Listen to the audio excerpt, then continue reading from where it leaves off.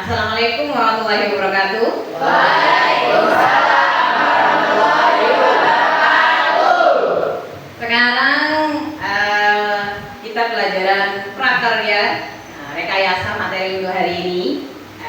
Materinya yaitu nanti tentang power bank sel surya. Sebelum kita mulai, kita biar semangat dulu. Jadi biar semangat kita lakukan nyanyi bersama 7 kebiasaan anak Indonesia hebat. Sudah hafal? Sudah. Ayo kita coba perwakilan satu orang di depan.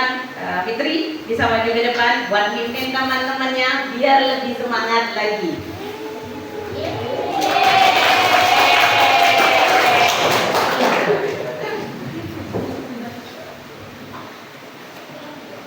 Bangun pagi beribadah akan kau, belajar makan sehat dan bergizi. Ayo bermasyarakat, tak lupa istirahat. Aku adalah anak Indonesia hebat. Masih kurang semangat. Ayo diulangi lagi.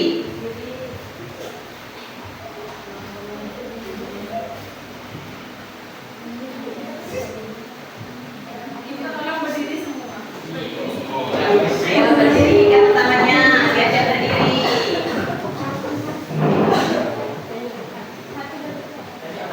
Satu, dua, tiga. Bangun pagi beribadah olahraga, dengan belajar makan sehat dan bergizi. Ayo bermasyarakat, tak lupa istirahat. Aku adalah anak Indonesia hebat.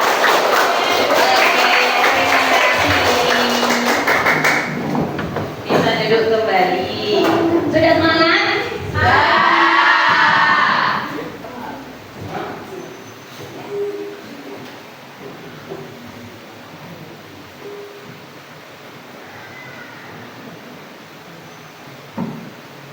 Oke, materi hari ini adalah power bank sel surya. Tahu power bank? Tahu. Banyak yang pakai? Banyak. Makainya yang listrik atau pakai yang sel surya? Listrik. Tahu bedanya listrik sama sel surya nggak? Tidak. Kalau misalkan listrik, kita kan masih harus pakai tenaga listrik. Ya. Sel surya harus pakai tenaga matahari. Jadi, kalau power bank sel surya, kita komponennya itu paling utamanya adalah panel surya.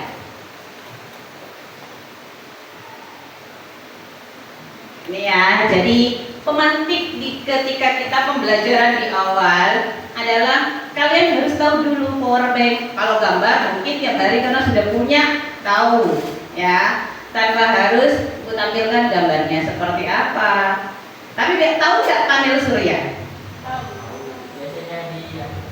Biasanya dia apa? Di atas genteng. Tahu lampu merah? Tahu. Ya, itu menggunakan panel surya. Itu. Terus yang kedua di sini kita harus tahu dulu pengertian dari power bank tenaga surya. Power bank tenaga surya itu perangkat portable yang dirancang untuk menyimpan energi sinar matahari melalui panel surya dan menggunakannya untuk mengisi ulang baterai perangkat elektronik Anda. Jadi kan kalau kalian pakai power bank listrik atau yang lainnya kan kita digunakan untuk kemana biasanya? Atau dipakai untuk apa power bank biasanya? HP atau misalkan lampu. Bisa lampu? Bisa. Tapi yang harus menggunakan port USB ya. Jadi biasanya kalau power bank itu menggunakan port USB untuk pengisiannya. Komponen utamanya namanya power bank sel surya, sudah pasti komponen utamanya adalah panel surya. Ya. Ini adalah untuk mengubah energi matahari ke energi listrik. Ya, jadi kan nggak mungkin kalau kita langsung misalkan dari matahari kan bukan energi listrik, ya nggak mungkin bisa langsung ngecas HP atau mungkin perangkat yang lainnya. Ya, jadi makanya di sini ada perubahan energi dari energi matahari ke energi listrik. Jadi di situ ada ya komponen yang paling penting untuk menangkap energi matahari dan mengubahnya menjadi energi listrik. Panel surya terdiri dari sel surya yang terbuat dari bahan semikonduktor. Jadi ini berbahan semikonduktor di mana itu menangkap sinyal atau sinar matahari yang akan dirubah menjadi energi listrik. Sama kayak contohnya misalkan bukan yang di listrik ya, kincir air yang dirubah menjadi tenaga listrik. Jadi dia dari gerakannya dirubah ke energi listrik. Nah, kalau yang ini hanya dari sinar mataharinya karena yang ditangkap adalah sinar matahari. Beda alat, maka juga beda penggunaannya. Yang kedua yaitu baterai. Tahu baterai kan? Ya. Baterai itu pasti digunakan untuk penyimpanan. Ya. Jadi meskipun kita pakai panel surya, tapi kalau nggak ada penyimpanannya, otomatis tidak akan bisa digunakan untuk menyimpan energi. Jadi harus ada baterai yang digunakan untuk penyimpanan energi meskipun dia tidak banyak. Ya. Tapi sekarang rata-rata untuk power bank kebanyakan sudah banyak yang menggunakan panel surya ya, sudah bisa dicas di sinar matahari dan sebagainya itu. Nah, baterainya sama dengan baterai HP, yaitu menggunakan lithium. Ya, jadi sebenarnya mirip, hanya beda penggunaannya saja. Besarnya kan hampir sama kayak HP, ya kan? Jadi besarnya karena itu menyesuaikan bentuk baterainya. Jadi baterainya itu agak besar. Karena lithium itu kan ada versi, kan biasanya ada watt, ya, ada kapasitasnya. Ada misalkan 8.800 mAh, ya, biasanya ada yang seperti itu. Atau misalkan kalau tegangannya beda nanti, karena untuk pengukuran tegangan nanti beda lagi, tidak sama dengan tegangan di energi listriknya, karena ini penyimpanan atau perubahan dari energi sinar matahari ke energi listrik. Jadi tidak ada perhitungan untuk listriknya, tapi tegangannya tetap ada meskipun tidak sebesar energi listrik.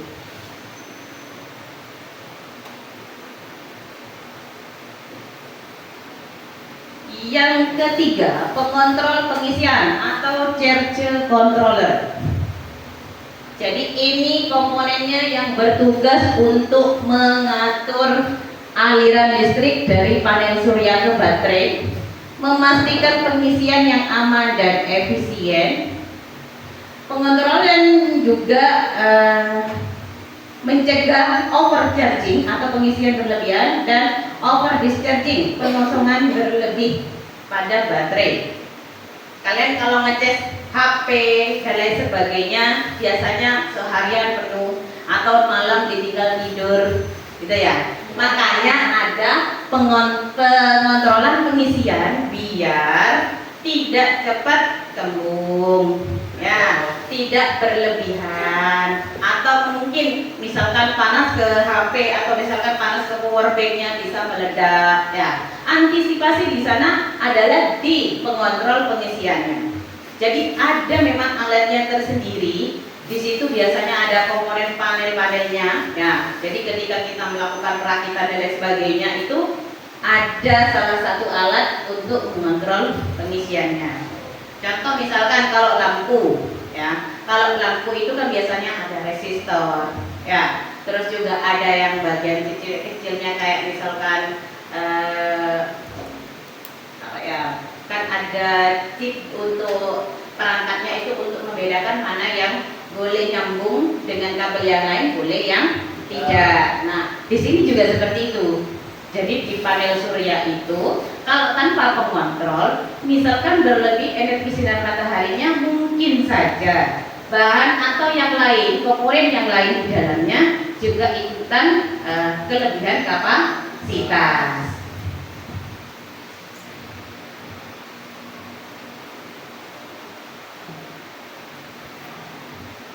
Yang keempat yaitu sirkuit penguat atau bus buck converter. Ini fungsinya untuk tegangan listriknya. Tadi katanya ibu itu ya. Jadi ada pengontrol untuk yang memasukkan dari perubahan energi. Nah, dari sinar matahari ke energi listrik itu harus ada pengontrolnya juga. Jadi dia biar sesuai dengan tegangan pada baterainya. Tidak moro-moro langsung masuk tegangan sekian. Ya, misalkan tegangannya ada 5 ampere atau misalkan 5 watt. Masuknya ke baterai itu tidak 5 watt, bisa jadi 2 watt. Karena ini dikonvert atau dikecilkan, ya. Jadi sama kayak di HP. Di HP dengan yang di baterai biasa, ketika pengecasan itu pasti ada perbedaannya. Tahu di charger ya? Di charger biasanya kan ada tulisan ada yang 33 watt, ada yang 6 watt. Ya, itu adalah untuk membedakan dia baterai litiumnya kapasitasnya berapa. Jadi sudah disesuaikan dengan baterainya. Jadi tidak semua perangkat itu langsung moro-moro buat alat, enggak. Jadi dia disesuaikan dengan chargernya. Jadi baterai HP misalkan Lenovo atau misalkan power bank merek Samsung. Nah, ketika dimasukkan ke Samsung sama-sama mungkin mereknya sama-sama Samsung karena Samsung gitu ya. Itu bisa sama-sama bisa dipakai, tidak juga.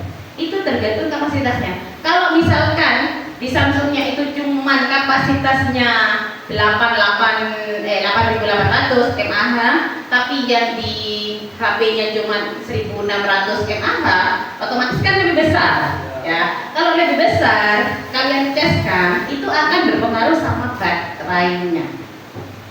Kenapa? Karena kapasitas tegangannya tidak sama. Biasanya kalau seperti itu akan terjadi satu, ada yang rusak terlebih dahulu, entah itu kabel dataan, entah itu HP-nya, atau entah itu nanti chargernya. Misalkan tidak seperti itu, biasanya ngecasnya kalau tidak terlalu lama pasti terlalu cepat. Kalau sudah terlalu cepat seperti itu, biasanya nanti juga akan terjadi, misalkan contoh tidak ngisi sama sekali. Ya, pernah kan kejadian kalau misalkan kita nggak tahu kalau sebenarnya itu sudah rusak, tidak, kita nggak tahu kalau itu rusak. Tapi karena tegangannya beda, tegangan dari power bank-nya dengan HP-nya, itu biasanya nanti ada yang nggak jalan atau pengisiannya mungkin lama, biasanya cepat cuma 15-30 menit, bisa jadi 1 jam lebih. Nah, itu dari pengontrolan itu karena beda tegangannya, ya. Sangat-sangat berpengaruh. Nah, kalau yang ini sudah pasti semuanya pasti tahu, casing sama konektor. Casing itu fungsinya untuk pengaman saja, ya. Kalau kita nggak pakai casing, otomatis ketika dicas karena air sedikit pasti langsung kena strum. Bahasanya nggak seru, itu paling simpelnya. Jadi casing ini hanya berfungsi untuk melindungi semua komponen internal dari kerusakan fisik saja. Nah, dan juga cuaca. Biasanya kalau misalkan kerusakan fisik itu kayak misalkan kesenggol jatuh, kalau tanpa casing otomatis langsung amburadul, ya, langsung lepas semua. Kalau pakai casing masih aman lah, meskipun mungkin di dalam komponennya bermasalah sedikit, tapi kan masih bisa dipakai. Paling pecah mengeres pinggirannya doang gitu, ya.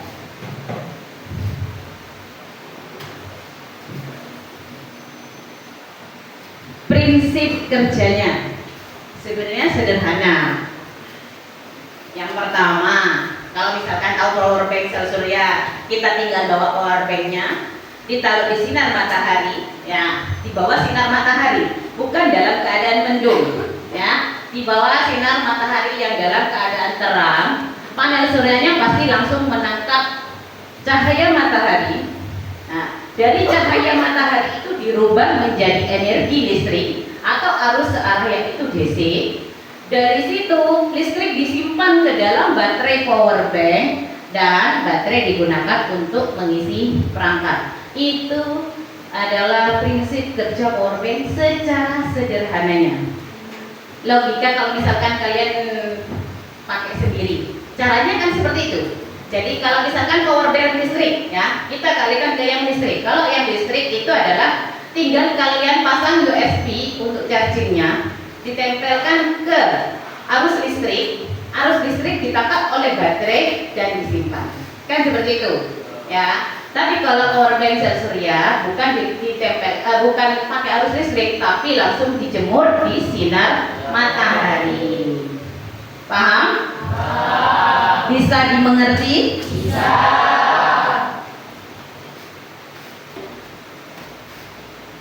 Keunggulannya, punya pasti semua merek atau semua produk pasti punya keunggulan, ya. Yang pertama, ramah lingkungan. Tahu kenapa ramah lingkungan?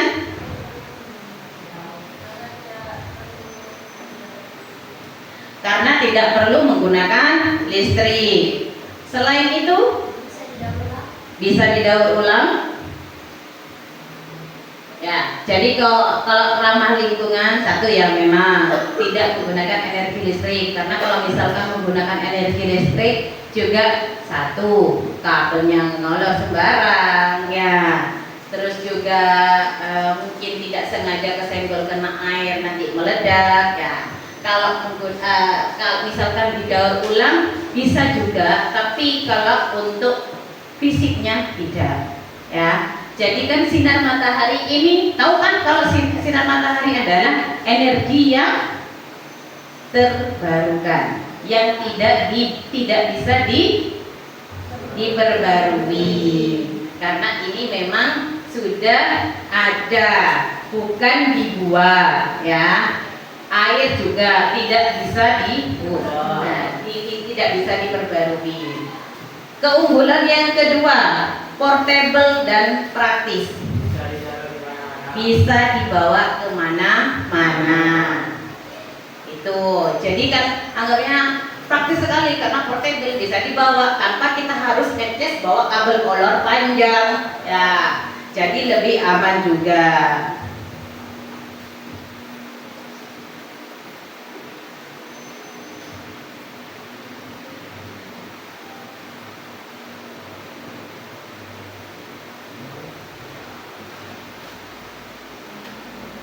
Yang ketiga, keunggulannya ya adalah pengisian daya di mana saja. Jadi mau dimanapun tempatnya, asalkan ada sinar matahari. Kalau listrik masih harus cari tempat yang ada listriknya. Kalau misalkan ke lokasi yang tidak ada listriknya, kan nggak bisa sudah. Nah, itu yang paling keunggulan yang mungkin sangat-sangat membantu untuk kita mungkin yang berpergian jauh, ya. Yang keempat itu adalah penyimpanan energi cadangan. Kenapa dibilang cadangan? Karena selama yang kita masih punya itu kan kita nggak perlu pakai, ya. Setelah itu baru dipakai. Ada yang ditanyakan terkait keunggulannya? Terima kasih. Materinya cuma sampai di situ. Mungkin dari pemaparan yang tadi ada yang mau bertanya?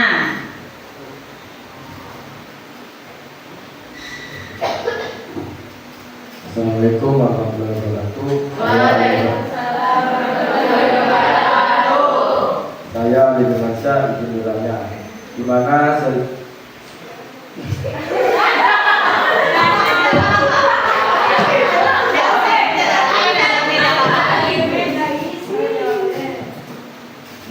power bank sel surya bisa digunakan? mana biasanya tempatnya? Maju aja, maju aja.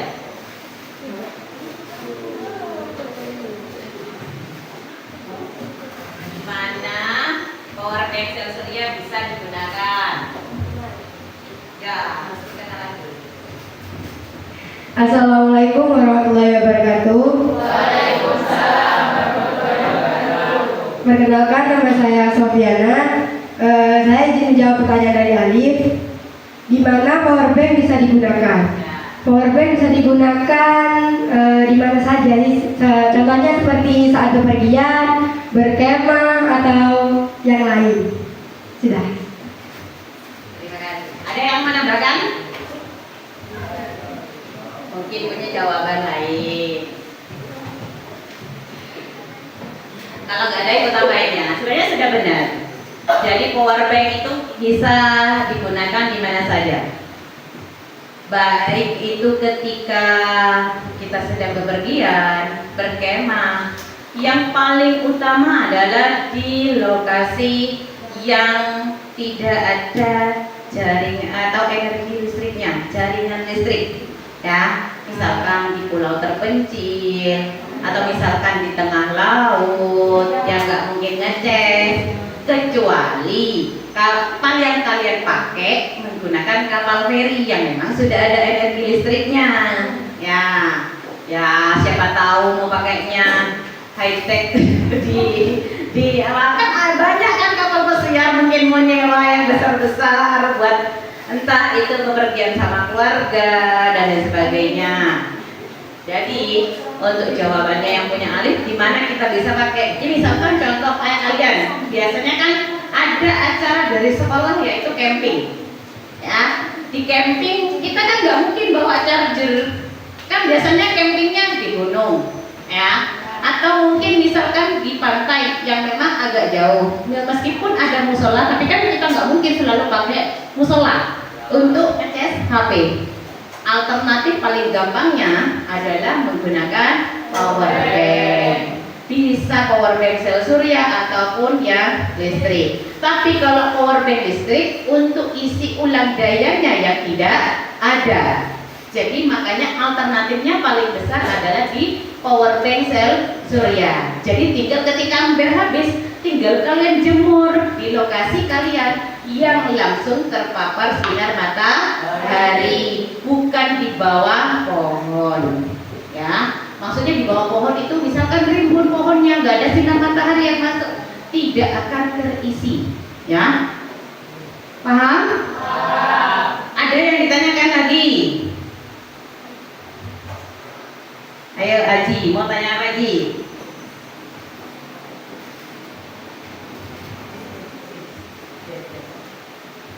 Assalamualaikum warahmatullahi wabarakatuh. Waalaikumsalam warahmatullahi wabarakatuh. Nama saya Aji, izin bertanya, apakah power bank sel surya bisa menyimpan energi tanpa batas? Ada yang bisa jawab? Yang lain? Assalamualaikum warahmatullahi wabarakatuh. Waalaikumsalam warahmatullahi wabarakatuh. Perkenalkan, nama saya Muhammad Menggalak Prakim. Di sini saya untuk menjawab pertanyaan dari Haji. Pertanyaannya yaitu tidak, karena sesuai kapasitas baterai. Terima kasih.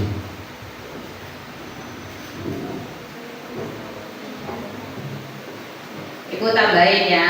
Tadi kalau ingat di materi pembelajaran sudah ada penjelasannya sebenarnya. Ya, meskipun mungkin masih tidak terlalu jelas. Jadi jawabannya, apakah panel surya itu mempunyai penyimpanan tanpa batas? Jawabannya benar, tidak. Karena memang menyesuaikan dengan kapasitas baterai. Baterainya besar, kapasitasnya besar, maka tempat penyimpanan juga besar. Tapi tidak tanpa batas. Kalau tanpa batas itu pasti meledak, nggak bisa kalau untuk baterai. Ya. Contoh misalkan kalian ngecas full sehari penuh, ya, otomatis karena sudah settingan dari chargingnya, ya, itu biasanya otomatis ketika sudah penuh baterai tidak akan terisi lagi. mandek di 100%, tidak akan naik jadi 101%, ya. Jadi jawabannya tidak sesuai dengan kapasitas baterai. Ya. Paham? Aji sudah paham? Ada yang ditanyakan lagi? Ayo maju Ilham. Maju aja.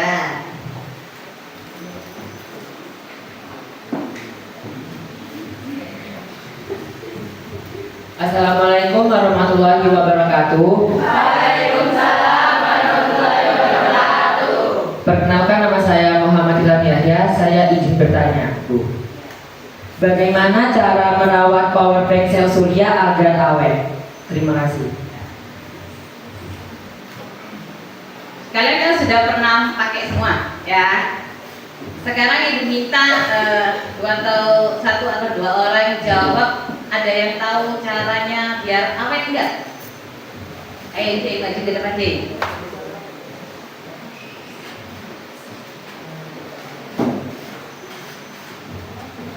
Assalamualaikum warahmatullahi wabarakatuh. Waalaikumsalam warahmatullahi wabarakatuh. Perkenalkan, nama saya Jadi Safira. Di sini saya akan menjawab pertanyaan dari Ilham, yaitu bagaimana cara untuk merawat power bank sel surya agar tetap awet, yaitu dengan cara menghindari suhu yang ekstrim. Sudah, terima kasih Bu. Ya. Ada lagi mungkin yang nambahin. Ayo.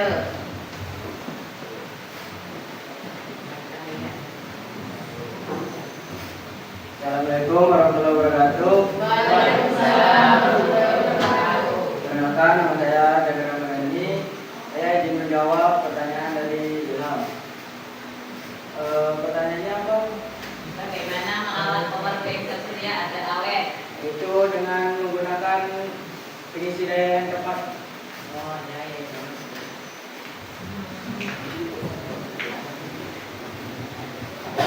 Jadi jawabannya ada dua ya. Jadi menggunakan pengisian daya yang tepat, satu menghindari suhu yang ekstrim. Tahu suhu ekstrim? Terlalu panas atau terlalu dingin. Ya. Jadi untuk biar awet sebenarnya sama. Semua perangkat apapun itu yang berhubungan dengan energi listrik, energi sel surya ataupun yang lain, penggunaannya sama, perawatannya ya. Biar awet itu satu. Kita tidak boleh menggunakannya secara berlebihan ya. Yang kedua ya, suhu itu juga bisa berpengaruh. Kenapa? Kalau misalkan suhunya ekstrim, bisa-bisa ketika kita ngecas itu berlebihan untuk suhu dari kapasitas perangkat fisiknya. Ya, itu juga bisa mempengaruhi ke dalam perangkat fisik yang ada. Jadi satu misalkan suhunya ekstrim panas, bisa jadi nanti panel surya yang sudah kita tanam di dalam power banknya itu menangkapnya bukan energi mataharinya, tapi panas dari perangkat karena suhu ekstrimnya. Ya, jadi kalau misalkan seperti itu bisa juga nanti pengaruh ke komponen yang lain, baterai cepat gembung lah dan lain sebagainya. Ya, yang kedua, nah, yang ketiga, jadi menggunakan pengisian daya yang tepat. Kenapa harus seperti itu? Kan Ibu sudah jelaskan tadi. Jadi pengisian daya yang tepat itu digunakan agar perangkatnya tidak cepat rusak. Misalkan contoh yang misalkan 8000 mAh digunakannya 1600 mAh, kan jauh ya. Ada juga misalkan lampu saja. Contoh paling gampangnya kalian penggunaan tiap hari lampu di rumah ya. Kan harusnya kapasitasnya ada yang 5 watt ya. Tapi kalian makainya yang 10 watt. Apa enggak konslet listriknya? Ya, pasti. Kenapa? Kapasitasnya lebih besar dibandingkan tegangannya. Ya, jadi biar awet sudah pasti harus satu, penggunaan tidak boleh berlebihan. Yang kedua, suhu ekstrim juga bisa berpengaruh. Yang ketiga yaitu menggunakan pengisian daya yang tepat atau sesuai. Paham? Paham. Ada yang mau ditanyakan lagi? Ayo Wid, maju Wid.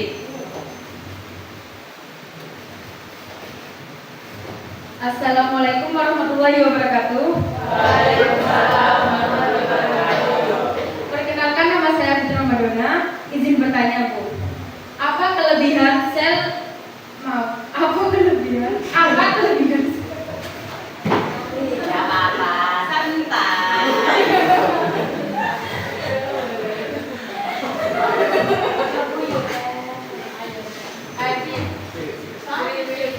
Apa kelebihan powerbank sel surya dibandingkan powerbank biasa? Ayo, mungkin ada yang bisa jawab. Apa kelebihan powerbank biasa dari powerbank sel surya? Assalamualaikum warahmatullahi wabarakatuh. Waalaikumsalam warahmatullahi wabarakatuh. Perkenalkan, nama saya Rika. Izin menjawab pertanyaan dari Fitri. Sebenarnya itu kelebihannya itu bisa diisi menggunakan cahaya matahari. Nah, itu bisa lebih praktis ya. Bisa kalau dibawa kemana-mana itu bisa diisi gitu dengan cahaya matahari. Bisa.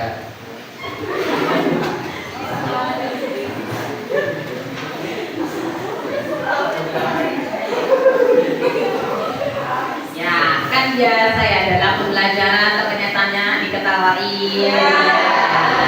Santai, jangan dibawa jangan dibawa tegang. Kita kan di sini buat pembelajaran yang menyenangkan. Kalau kalian senang, ya berarti pembelajarannya lebih hidup. Ya. Dari pertanyaan tadi, apa perbedaan dari powerbank sel surya dibandingkan dengan powerbank biasa? Ya, jadi ini yang ini jawabannya benar. Sebenarnya powerbank itu kan kalau misalkan yang biasa, kita tahu biasanya kalau powerbank biasa itu kita menggunakan energi listrik. Sedangkan energi listrik itu kita menurut kita mungkin tidak lebih praktis dibandingkan dengan powerbank sel surya, karena masih kita harus menyiapkan chargernya, ya. Jadi masih membawa sebarang. Jadi kalau powerbank sel surya, kelebihan utamanya sudah pasti, yaitu menggunakan energi matahari. Penggunaan energi matahari juga kita tidak perlu menentukan tempat, yang penting ada sinar matahari, kita gas pasti bisa. Sedangkan untuk energi listrik harus nunggu listriknya dulu. Kalau padam nggak bisa dicas. Ya. Nah di situ perbedaan yang paling menonjolnya di sana. Jadi kayak misalkan kalau kita pakai powerbank sel surya, itu biasanya kalau meskipun padam tapi nggak mendung, kita masih bisa ngecas. Tapi kalau misalkan listrik sudah nunggu nyala lampunya, atau mungkin punya tetangga nyala, kita minta ke rumah tetangga untuk ngecas HP. Biasanya kayak gitu. Contoh di sekolah aja, kalau misalkan mati lampu kalian kan bingung, ya. Bingungnya kenapa? Ya Bu, punya saya baterai lampu, sedangkan ada tugas. Nah gitu. Tapi kalau kita punya powerbank sel surya atau powerbank biasa, sama-sama bisa digunakan. Tapi cuma untuk pengisian dayanya saja yang membedakan, bukan untuk penggunaannya, ya. Jadi yang paling membedakan antara powerbank sel surya dengan powerbank biasa itu adalah dari segi pengisian, ya. Kalau untuk penggunaannya sama, ya, hanya dari segi pengisiannya, karena beda pengisiannya dari yang memang langsung energi sinar matahari dengan energi listrik, ya. Jadi daya masuknya yang beda. Ada lagi yang mau ditanyakan? Sudah nggak ada? Ayo.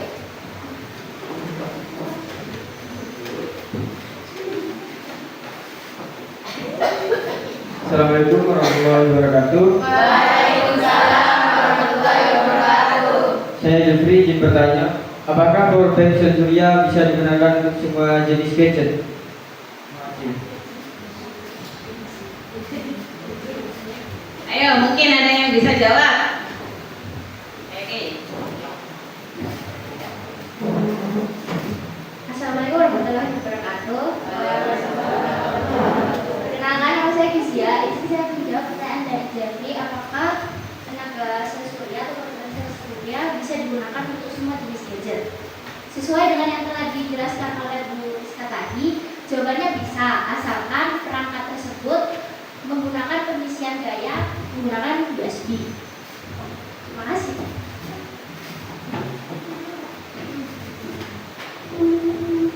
Ibu lengkapi ya. Jawabannya sebenarnya sudah tepat. Jadi ibu lengkapi saja.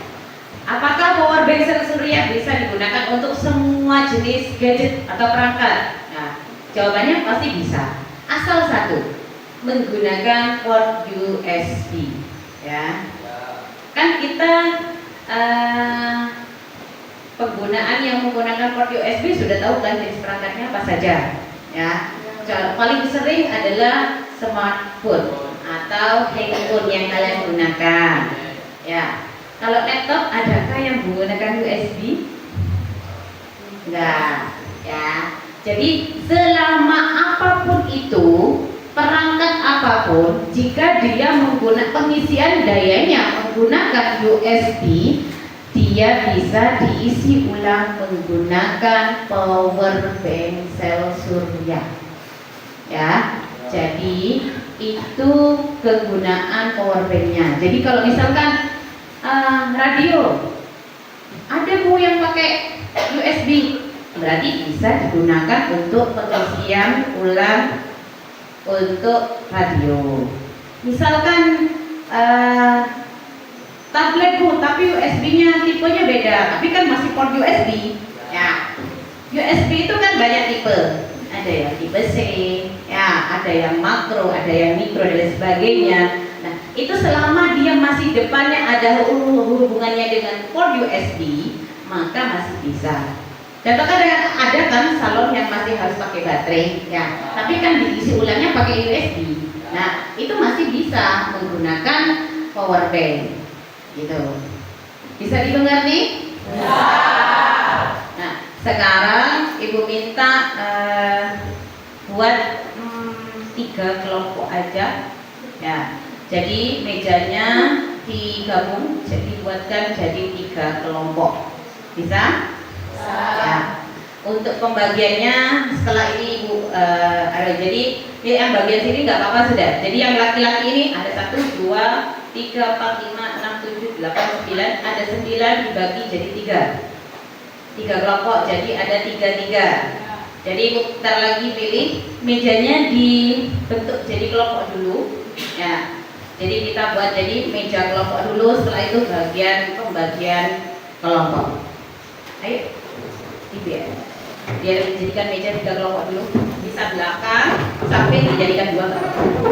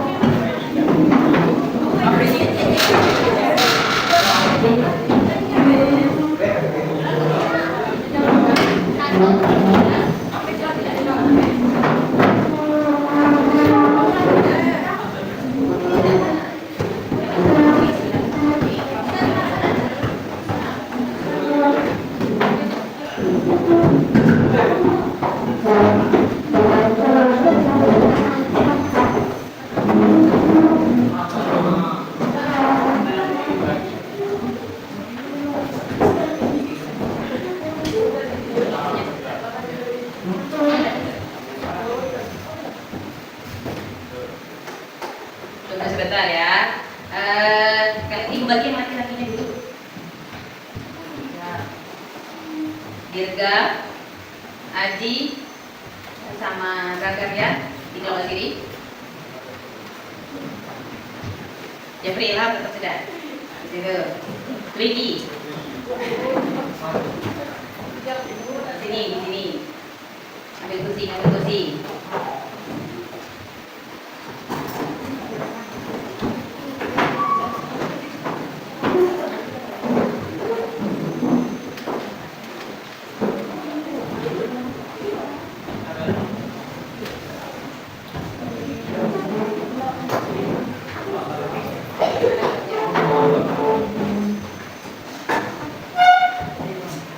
Ya, kalau di situ sudah.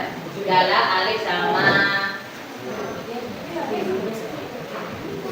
Bahrul. Ya. Gala sama Bahrul di situ.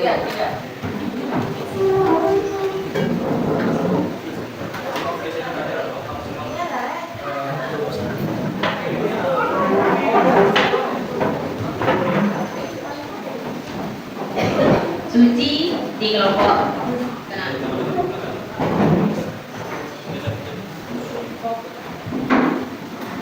Dina bareng sama Farul. Ini foto ini ya. Ini kelompok 1, ini kelompok 1, kelompok 2, kelompok 3. Ya.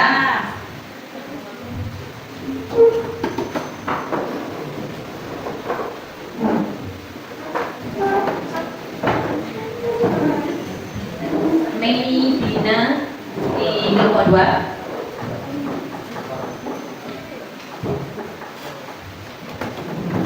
Pahriana di kelompok 3. Oke, tidak apa-apa di situ. Keja di kelompok 3. Si Panen sama Sofiana kelompok 2. Sela sama Safika di kelompok 1. Nah, Sabriana pindah kelompok 2 sama Jeza. Kelompok 2 di sini ya? Nah, di situ. Yang kelompok 1 itu sama kita. Natasha sama Nining. Kelompok 1.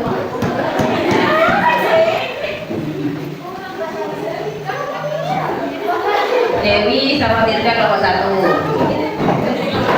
Ya, kelompok 1, kelompok 2. Fitri kelompok 3.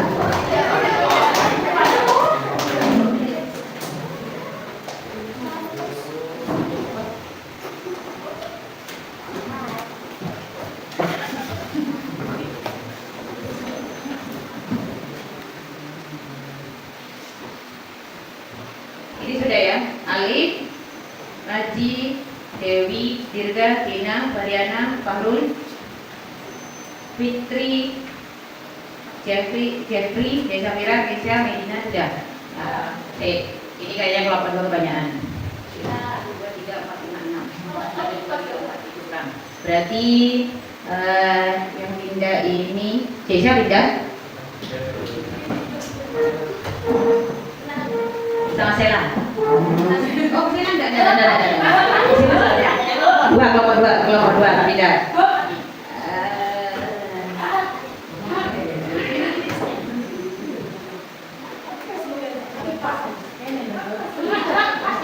Pas tadi. 1,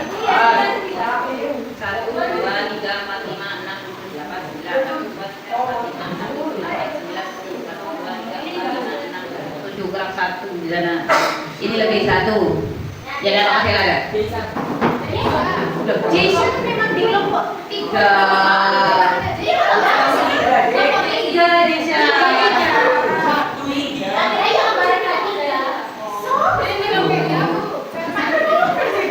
Ini saya yang kelompok 3 baru salah, bismillah. Makanya kan di situ 8. 1, 2, 3, 4, 5, 6, 7, 8, 9. 9 sama 8. Itu sudah. Ya, Ibu kasih studi kasus ya. Jadi lagi Ibu apa ya? Bukan masuk BK. Ya, studi kasus itu ada skenario di mana nanti ya skenarionya untuk pengenalan penggunaan panel surya ya atau penggunaan power bank sel surya untuk masa depan. Ya, jadi kalian nanti ibu minta satu kelompok maju ke depan untuk presentasi, ya, menjelaskan hasil dari diskusi kalian. Ya, itu jadi ibu kirimkan di grup, ya. Jadi ibu buat tugasnya kalian baca satu orang di grup. Habis ini ibu buatkan karena ibu cuman adanya satu lembar, jadi nanti ini untuk pegangan dulu. Nah, jadi yang di grup itu ibu berikan lembaran kertas untuk kalian membuat skenario-nya kalian seperti apa untuk panel surya di masa depan. Oke, karena kelompoknya sudah terbentuk, ibu bagikan tugas untuk per kelompoknya, ya. Jadi tugasnya itu ada di LKPD yang sudah ibu kirim di grup kelas. Terus juga ibu langsung bagi ya di grup kelas itu kan masih rumpun untuk semuanya. Jadi ibu bagi untuk yang kelompok 1 itu adalah untuk pengerjaan pemecahan masalah identifikasi kasus, ya. Sedangkan untuk di langkah 1 yang di kelompok di langkah 1 di studi kasusnya untuk yang kelompok 3, yang kelompok 1 itu ada di langkah 1 identifikasi masalah dan analisisnya, ya. Di kelompok 3 itu adalah eksplorasi konsep dan juga mencari solusinya, ya. Jadi ibu sudah bagi, ibu di sini ibu bagikan dulu untuk tugasnya.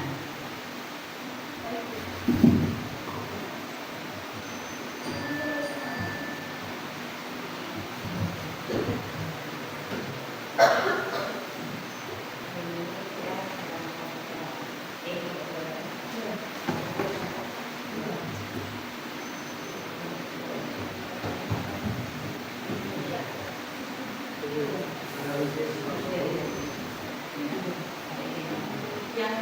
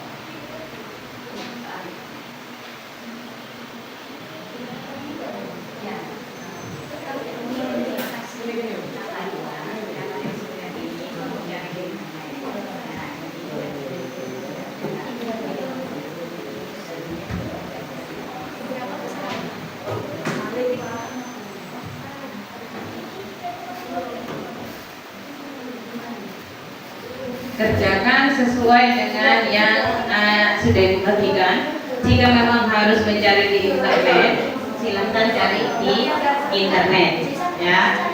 Boleh menggunakan internet untuk bahan tambahan untuk biar materi yang kalian akan sampaikan nanti. Karena aku minta nanti per kelompok untuk presentasi. Siap, Bu.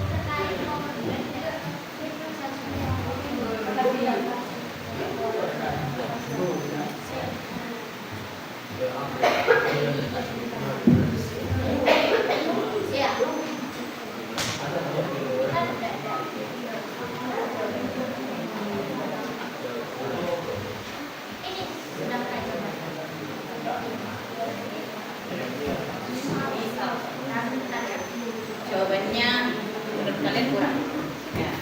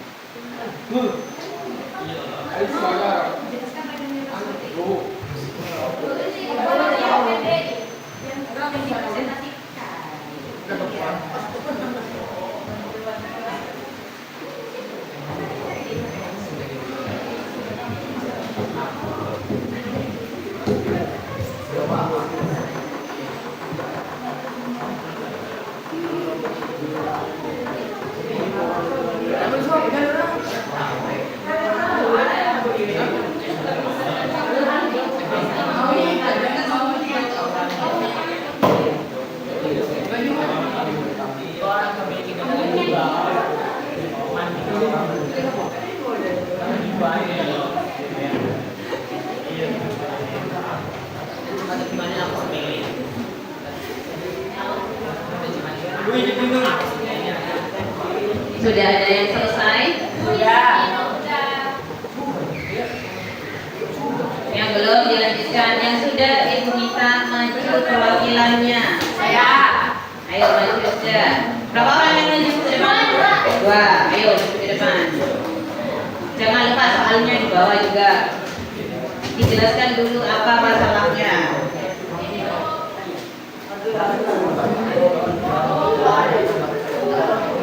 Yang lain sambil mendengarkan, sambil melanjutkan tugasnya.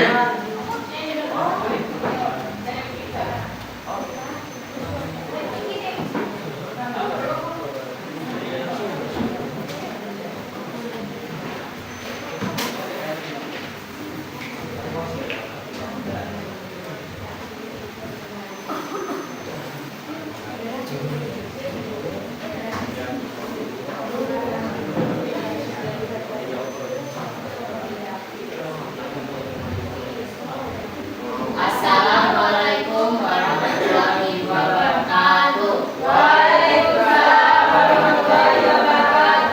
Kami dari kelompok 3 ingin mempresentasikan tentang Studi kasus atau masalah utama yang telah kami identifikasi. Yang pertama adalah skenario. Saya akan membacakan skenario dari studi kasus tersebut. Kalian adalah tim inovator muda yang sedang mempersiapkan diri untuk mengikuti kompetisi teknologi hijau. Salah satu kategori yang menarik perhatian kalian adalah solusi energi portable masa depan. Setelah melakukan observasi, kalian menemukan bahwa banyak pengguna power bank sel surya mengeluhkan pengisian daya yang lambat dan tidak stabil, terutama saat kondisi cahaya tidak optimal. Beberapa juga kesulitan mengetahui kapan waktu terbaik untuk menjemur panel surya mereka. Tantangannya adalah bagaimana kalian akan merancang sebuah power bank sel surya yang lebih cerdas dan efisien untuk mengatasi masalah pengisian daya yang lambat dan ketidakpastian kondisi optimal. Teman saya mewakili kelompok 3 akan membacakan hasil dari diskusi kami.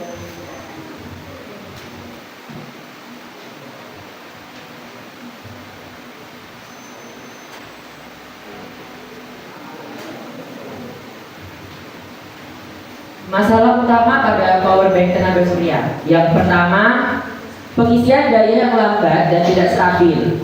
Masalah pertama yang sering ditemui adalah proses pengisian daya yang berjalan sangat lambat dan tidak stabil. Hal ini terutama terjadi ketika cahaya matahari tidak dalam kondisi maksimal, seperti saat cuaca mendung, sore hari, atau ketika power bank diletakkan di tempat yang teduh. Akibatnya, pengguna merasa kecewa karena daya yang masuk ke power bank sangat sedikit dan tidak cukup untuk mengisi perangkat seperti handphone atau tablet hingga penuh.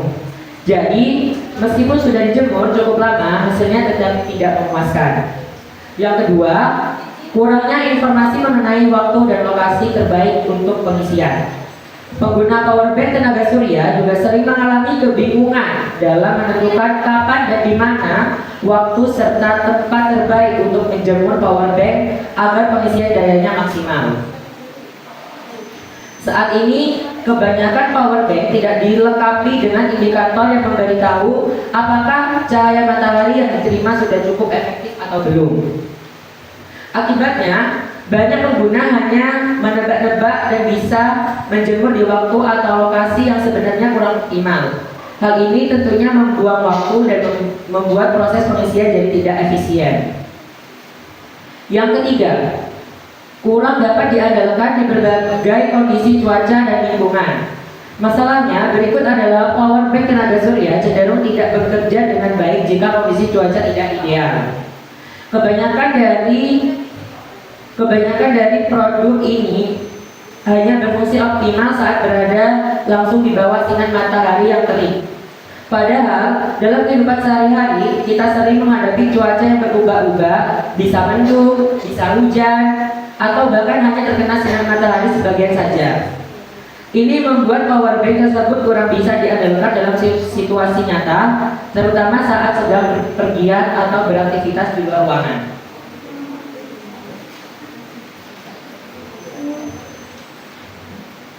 Jadi, inti dari jawaban kita adalah masalah-masalah ini pada dasarnya menunjukkan bahwa power bank tenaga surya yang ada pada saat ini masih kurang pintar.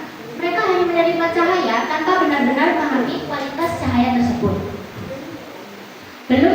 sistem yang membantu mereka menyesuaikan atau mengoptimalkan pengisian daya berdasarkan kondisi lingkungan yang terus berubah. Jadi, teknologi ini masih butuh pengembangan supaya lebih adaptif, efisien, dan benar-benar bisa diandalkan kapan saja dan di mana saja. Mungkin itu yang dapat kami sampaikan. Mungkin ada pertanyaan? Baik, kalau tidak ada, saya terima kasih. Sekian dari kelompok kami. Wassalamualaikum warahmatullahi wabarakatuh. Saya kembalikan lagi. Oke, presentasi pertama untuk studi kasusnya. Tidak ada yang tanya berarti kan paham, ya. Sebenarnya studi kasusnya itu sama dengan pertanyaan yang di awal, seberapa manfaatnya, ya. Apa saja kira-kira, kapan penempatannya untuk pengisian daya, ya. Terus di kapan bisa mengisi daya dan tidak, tergantung cuaca juga, gitu kan.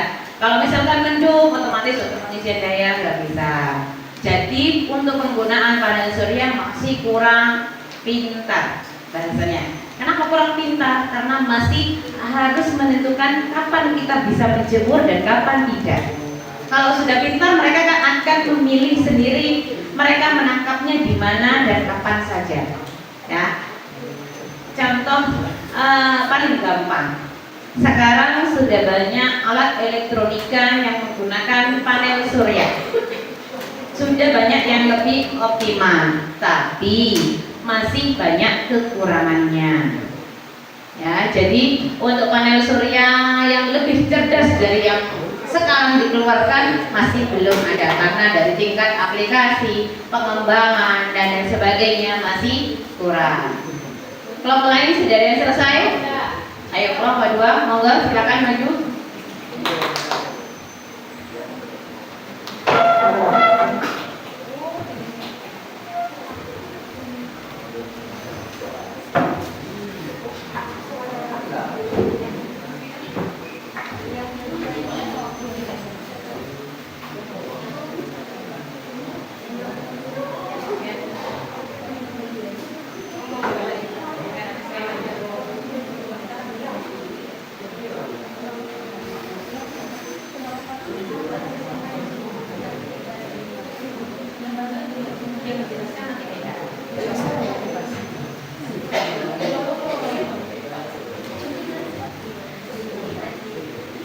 Mohon perhatiannya. Assalamualaikum warahmatullahi wabarakatuh. Kami dari kelompok 2 akan mempresentasikan hasil kerja dari kelompok kami. Langkah 2, yang pertama, apa saja komponen utama pada power bank sel surya? Terdapat 3 komponen. Yang pertama ada panel surya, yaitu berfungsi mengubah energi cahaya matahari menjadi energi listrik atau yang disebut dengan proses fotovoltaik. Jenisnya terdapat 3. Yang pertama ada monokristalin dengan ciri-ciri efisien tinggi, cocok untuk ruang sempit. Yang kedua, polikristalin, lebih murah tapi efisien lebih rendah. Dan yang ketiga ada thin film, fleksibel, ringan tapi efisiensi paling rendah. Yang kedua yaitu baterai, berfungsi menyimpan energi listrik dari panel surya untuk digunakan saat tidak ada matahari. Terdapat 2 jenis. Yang pertama ada lithium ion dengan ciri-ciri ringan, efisien, tahan lama. Yang kedua ada lithium polimer dengan ciri-ciri lebih ringan dan tipis tapi lebih mahal. Yang terakhir ada modul pengisian atau pengosongan yang berfungsi mengatur arus masuk dari panel ke baterai atau charger controller, mengatur arus keluar ke perangkat, output USB, indikator daya, melindungi dari overcharging, overheating, and short circuit.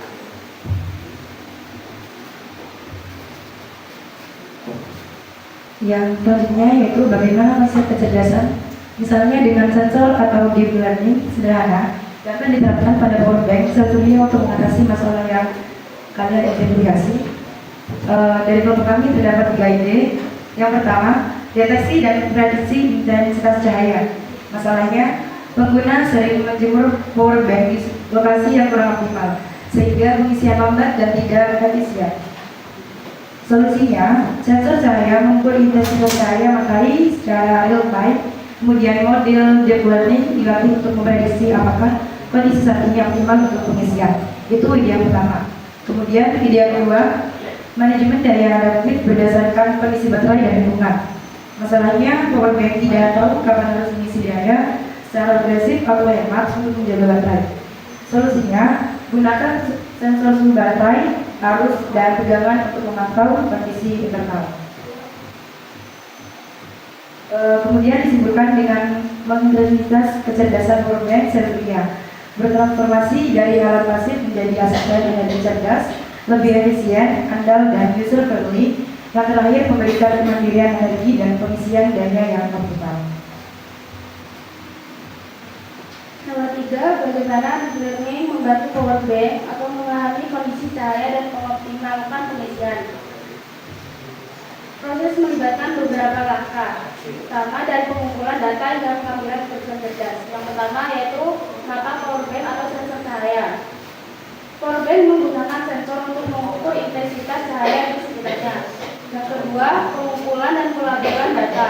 Data cahaya dikumpulkan dalam berbagai kondisi, cerah atau cerah, mendung, redup, dan lainnya, dan diberi label optimal atau tidak optimal.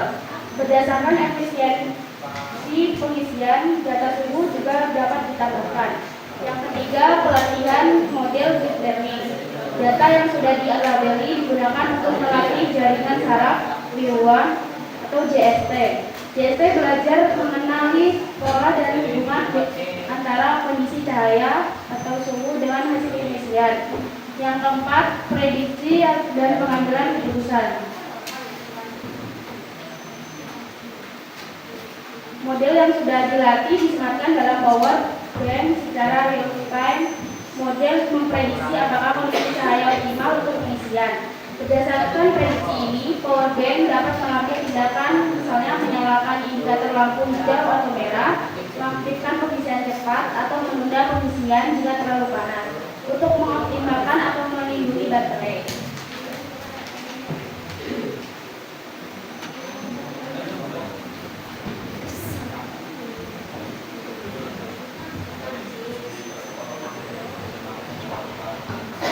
Berikut terdapat skema alur proses dari sensor keputusan power bank sel surya cerdas yang sudah digambar di papan. Yang pertama A, sinar matahari berfungsi sebagai sumber utama energi. Yang kedua, panel surya mengubah energi matahari menjadi energi listrik. Yang ketiga, sensor intensitas cahaya mendeteksi seberapa kuat cahaya matahari saat itu. Yang keempat, microcontroller otak sistem menerima data dari sensor. Yang kelima, model deep learning sudah dilatih, yaitu menganalisis data cahaya dan kondisi lingkungan, memprediksi apakah waktu tersebut optimal untuk pengisian. Yang keenam, ada keputusan dan aksi. Microcontroller memutuskan isi baterai atau tunggu. Yang terakhir ada modul pengisian baterai. Jika kondisi optimal, maka proses pengisian dimulai. Dari penjelasan yang sudah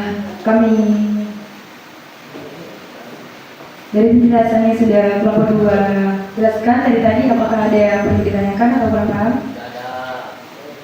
Oke, mungkin cukup sekian presentasi yang dapat kami sampaikan. Kurang lebihnya saya mohon maaf. Saya tutup dan saya akhiri. Wassalamualaikum warahmatullahi wabarakatuh.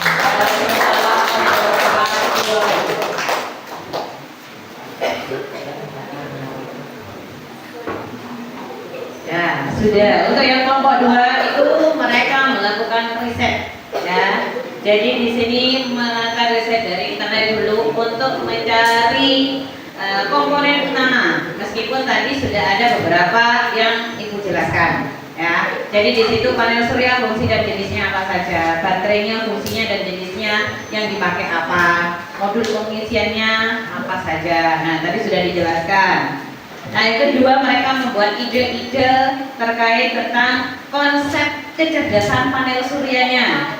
Ya, jadi panel surya yang cerdas itu yang seperti apa? Makanya di situ mereka membuat ada alur atau skema dari pengambilan keputusan dari ide yang sudah mereka sampaikan. Kalau yang di sini kalau Ibu lihat, ya skema yang di sini, jadi mereka itu di awalnya kan semua dari panel surya adalah sinar matahari dulu, ya. Jadi dari sinar matahari itu ditangkap di panel surya, ya. Panel surya di sini untuk menangkap sinyal dari sinar mataharinya. Setelah itu baru masuk ke sensor, di mana sensor itu berfungsi untuk membedakan apakah itu benar sinar matahari yang kapasitasnya memang bisa diambil atau tidak. Kadang kalau misalkan cuaca mendung atau misalkan berawan, itu biasanya kan tingkat cahayanya beda, ya. Kalau kita belajar di fisika yang berhubungan dengan cahaya, itu sudah pasti kalian tahu. Nah, karena ini juga melibatkan pembelajaran dalam fisika, ya. Jadi di sensor intensitas cahaya ini adalah untuk mendeteksi bahwa apakah itu benar sinar matahari atau bukan. Kadang kan meskipun sinarnya sama, tapi dia terdapat dari mungkin ada lampu yang warnanya hampir mirip seperti sinar matahari kan ada. Lampu LED sekarang kan rata-rata kayak seperti sinar matahari.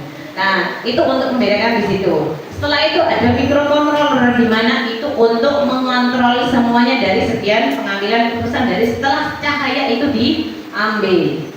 Data sensor yang sudah diambil itu tingkat cahayanya keberapa yang bisa diambil apa untuk ditaruh di dia masuk ke dalam model deep learning, pemisahan nanti. Jadi di deep learning itu sudah dipisahkan. Oh, ini sinar cahayanya kapasitasnya sekian. Itu sudah ada di model deep learning karena kita menggunakan kecerdasan buatan atau AI. Ya. Nah, setelah itu baru di sana dikatakan kalau sudah sesuai dengan model deep learningnya, disesuaikan itu optimal atau tidak, bisa digunakan untuk pengisian atau tidak. Jadi sudah ditentukan di situ di microcontrollernya. Jadi misalkan sinar cahayanya 2 watt itu bisa masuk dalam kategori optimal atau tidak, itu sudah diatur di dalam microcontrollernya. Nah, kalau di sini misalkan contoh yang paling gampangnya adalah dulu Ibu pernah membuat bel atau sensor gerakan dari kereta api. Jadi ketika lampu tertutup dan lain sebagainya, itu di sana sensor atau microcontrollernya yang digunakan adalah seberapa besar gerakan yang ditangkap. Nah, kalau di sini karena kita pembahasannya sel surya atau pengambilan sinar matahari untuk power bank, berarti yang di sini yang ditangkap adalah seberapa besar kapasitas sinar matahari yang sudah ditangkap yang bisa digunakan untuk pengisian power banknya. Jadi yang bisa dimasukkan ke dalam baterainya. Ya. Setelah itu kalau misalkan kondisinya optimal, maka dia akan langsung mengambil keputusan bahwa itu bisa melakukan pengisian. Ya, makanya di sini keputusan dan aksi. Jadi keputusan dan aksi di sini ada nanti kalau misalkan kita di project ada bisa mengisi dan tidak bisa mengisi. Karena di microcontrollernya sudah diatur berapa kapasitas yang bisa boleh masuk dan tidak bisa masuk. Setelah itu baru masuk ke modul pengisian baterainya. Jadi kalau sudah optimal, katakan optimal, maka pengambilan keputusan terakhirnya adalah pengisian baterai. Paham dengan penjelasan yang kelompok 2? Ayo tinggal yang kelompok 1. Silahkan maju.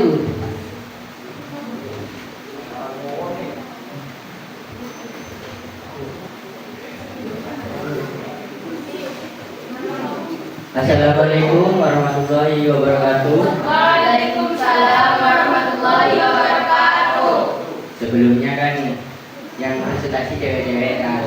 Karena ini biar lebih beda. Sebelumnya perkenalan dulu, saya Dirga, Saya Aji, saya Rama. Di sini saya akan menjelaskan solusi dari pertanyaan pertama, yaitu apa masalah utama yang kalian identifikasikan dari skenario di atas terkait power bank sel surya. Sebutkan minimal 2 masalah. Masalah pertama yaitu pengisian daya lambat dan tidak stabil. Penyebabnya selalu bergantung pada cahaya matahari langsung. Efisiensi panel surya turun drastis di bawah kondisi cahaya tidak optimal, cenderung atau bayangan. Masalah kedua yaitu kesulitan mengetahui waktu optimal untuk menjemur.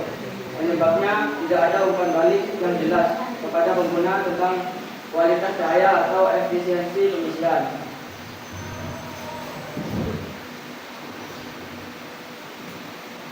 Hal nomor 2. Menurut kalian, apa saja faktor penyebab masalah-masalah tersebut? 1. Ketergantungan kuat pada intensitas cahaya matahari. Penyebabnya panel surya, terutama yang umum digunakan pada power bank portable, sangat bergantung pada cahaya matahari langsung dan optimal. Cuaca. Saat cuaca mendung, berawan atau hujan, intensitas cahaya berkurang drastis. Waktu atau musim, intensitas dan sudut matahari bervariasi sepanjang hari, pagi, siang, sore, dan musim. Penghalang fisik, adanya bayangan dari pohon, bangunan, atau bahkan kotoran. Debu di permukaan panel sangat mengurangi jumlah cahaya. 2. Kurang optimalisasi posisi panel. Penyebabnya, banyak pengguna hanya meletakkan power bank di sel surya di tempat terbuka. Sudut tidak tepat agar panel surya bekerja optimal. Posisi statis. Pengguna biasanya meletakkan power bank di satu posisi. Panel yang tidak diatur ulang posisinya akan kehilangan efisiensi seiring berjalannya waktu. Ketiga, kualitas dan efisiensi komponen internal. Penyebabnya, komponen dalam power bank tidak dirancang untuk efisiensi maksimal, terutama model yang murah.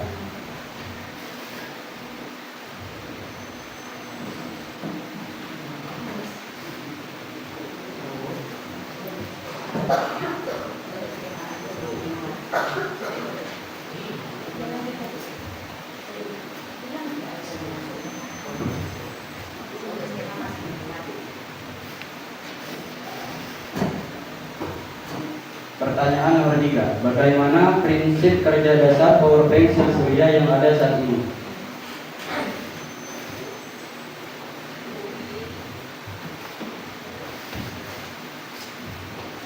Prinsip kerja dasar power bank sel surya yaitu mengubah energi cahaya matahari menjadi energi listrik yang kemudian disimpan dalam baterai untuk digunakan nanti.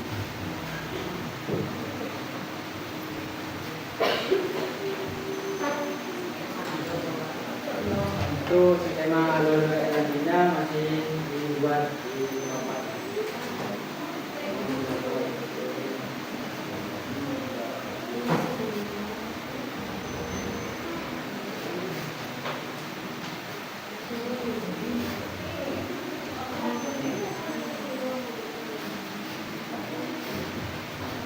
Nah, yang di depan ini adalah diagram alur skema energi dari panel surya ke perangkat elektronik. Nah, yang di awal itu kan sinar matahari. Nah, sinar matahari itu adalah energi berasal dari sinar matahari atau cahaya. Nah, yang kedua panel surya. Panel surya itu adalah menangkap cahaya matahari dan mengubah menjadi energi listrik atau DC atau arus searah. Nah, yang ketiga itu kan baterai atau power bank. Panel surya, nah melalui panel surya itu kemudian menjadi modul pengisi atau charger controller, yaitu listrik DC dari panel disalurkan ke modul pengisian yang disebut charger controller. Kemudian baterai atau power bank, energi listrik yang sudah diatur kemudian disimpan di dalam baterai yang berperan sebagai power bank. Modul pengosongan atau discharger controller. Nah, itu dibutuhkan listrik dari baterai akan disalurkan lewat modul pengosongan yang berfungsi sebagai daya atur atau keluarnya listrik agar stabil dan aman untuk perangkat. Yang kemudian port USB mengeluarkan listrik ke perangkat. Nah, Akhirnya energi listrik dari port USB digunakan untuk mengisi daya perangkat elektronik seperti tablet, tablet dan ponsel. Terima kasih. Sebelumnya terima kasih ya. Apakah ada yang mau tanya untuk kelompok saya? Tidak ada. Nah, terima kasih ya. Wassalamualaikum warahmatullahi wabarakatuh. Oke, nah kalau yang ini beda dengan yang tadi skemanya ya. Kalau yang tadi adalah untuk pengambilan keputusan, kalau ini adalah untuk alur energinya ya. Jadi kalau yang ini adalah sama seperti proses atau cara kerja power bank. Jadi sinar matahari ditangkap oleh panel surya, disimpan di baterai. Nah, cuman ada tambahan di sini modul pengosongan. Kenapa ada modul pengosongan? Karena kalau tanpa modul pengosongan itu pasti ya tidak bisa disalurkan ke perangkat. Ya, jadi modul pengosongan ini maksudnya adalah daya yang sudah ada di baterai akan dikeluarkan ke dalam perangkat, entah itu ponsel, tablet dan lain sebagainya. Jadi fungsinya di situ. Nah, dari sini yang diatur, lalu setelah itu menggunakan alatnya yang digunakan untuk pengosongan adalah port USB. Dari port USB itulah nanti energi listrik yang sudah ada di power bank sel surya disalurkan ke dalam tablet dan ponsel. Paham ya? Dari studi kasus ini dan dari penjelasan kalian, sebenarnya tujuan pembelajaran hari ini itu adalah untuk agar kalian atau peserta didik tahu bagaimana mengidentifikasi panel power bank sel surya. Kalian sudah dapat ilmunya kan? Ya. Bagaimana kalian untuk awal power bank itu seperti apa? Cara arusnya masuk bagaimana? Cara kerjanya? Cara mengawetkannya biar awet, penggunaannya seperti apa dan lain sebagainya. Digunakan kapan? Itu semuanya sudah ada di pembelajaran hari ini. Sudah paham? Sudah tidak ada pertanyaan lagi? Tidak. Nah, kalau sudah tidak ada pertanyaan, Ibu akhiri. Semoga pembelajaran hari ini bermanfaat dan bisa digunakan kalian untuk menciptakan sesuatu yang lebih bagus daripada panel surya. Amin. Ibu akhiri. Assalamualaikum warahmatullahi wabarakatuh. Waalaikumsalam.